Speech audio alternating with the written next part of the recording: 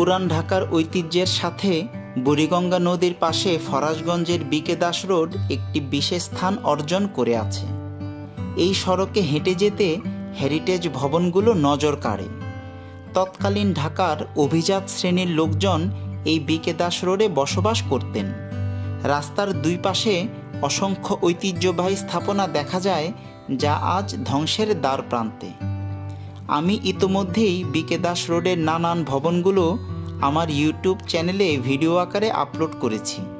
সেই পরিক্রমায় আজ এসেছি জমিদার ও ধনাঢ্য ব্যবসায়ী আশুতোষ দাসের ভবন মঙ্গলালয় ভ্রমণে, যা 65 বিকে দাস রোডে অবস্থিত।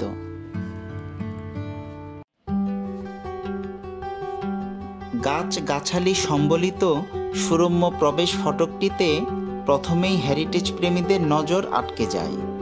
অপরূপ নির্মাণশৈলী, কালের ধুলাময়লা এর গায়ে লেগে আছে, ঠিক যেমনটা লেগে থাকে অন্য হেরিটেজ ভবনগুলোর গায়ে। কিন্তু তারপরেও এই ভবনগুলো ঢাকার ইতিহাস ঐতিহ্যের অমূল্য এক স্মারক। এই ভবনগুলো আমাকে ভীষণ কৌতূহলী করে, কারণ আমি এসব হেরিটেজ ভবনগুলোর সামনে দাঁড়িয়ে থেকে চোখ বুজে ফিরে যাই অতীতে, অনুভব করার চেষ্টা করি সেই সময়কালটা।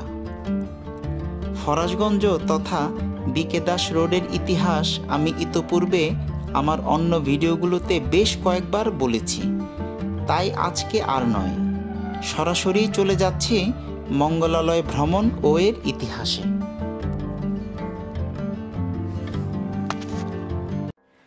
মঙ্গলালয় ভবনের চূড়ায় উল্লেখিত তথ্য হতে জানা যায়, উক্ত ভবনটি 1915 সালে নির্মিত হয়েছিল। ইতিহাসবিদদের মতে মঙ্গলালয় নির্মাণ করেন আশুতোষ দাস।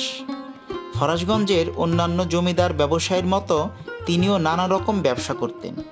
সফল ব্যবসায়ী এবং শৌখিন মানুষ ছিলেন। এ কারণেই তার দ্বারা আইকনিক ভবন নির্মাণ সম্ভব হয়েছিল। এ বাড়িতেই সপরিবারে বাস করতেন তিনি।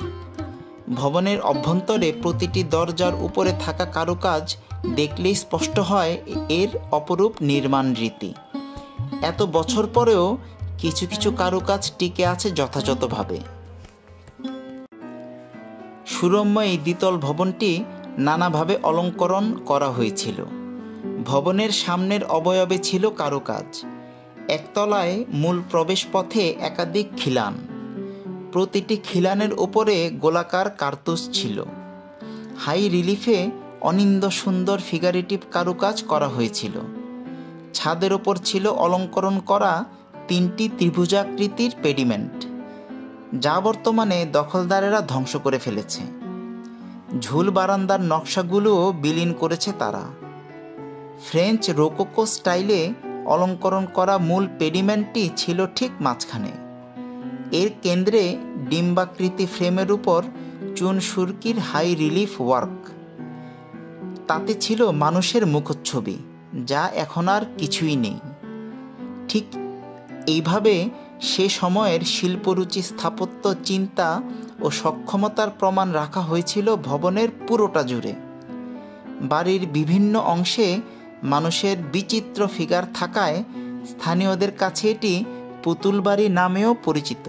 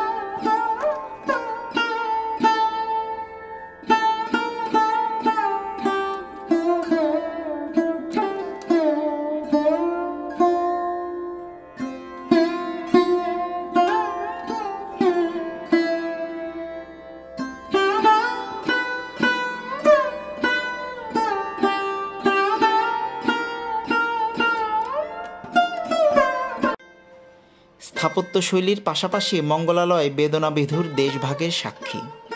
দেশভাগের সময় 1947 সালে বাড়ির মালিক আশুতোষ দাস সপরিবারে ভারতে পাড়ি জমান। ঠিক যেমনটা চলে গিয়েছিলেন রূপলাল দাস, বসন্ত কুমার দাস, প্রসন্ন কুমার দাস সহ এই এলাকার অন্য মান্যগণ্য ব্যক্তিরা। শুধু থেকে গিয়েছিলেন আশুতোষ দাসপুত্র গোপাল দাস। পরবর্তীতে 1971 সালে মুক্তিযুদ্ধের সময় পাকিস্তানি বাহিনী ঢাকায় যেসব বাড়িতে অগ্নিসংযোগ করেছিল সেগুলোর একটি ছিল মঙ্গলালয়।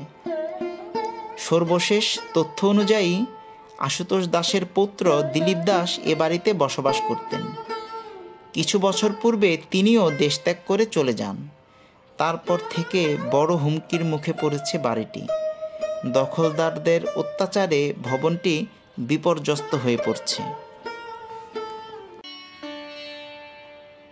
হেরিটেজ ভবন, মঙ্গলালয় সহ ঢাকার অনেকগুলো ঐতিহ্যবাহী পুরনো ভবন বর্তমানে দখল বেদখলে জরাজীর্ণ অবস্থায় রয়েছে। এই ভবনগুলো উদ্ধার করে যথাযথ সংস্কার করে জাদুঘরে পরিণত করা এখন সময়ের মূল দাবি।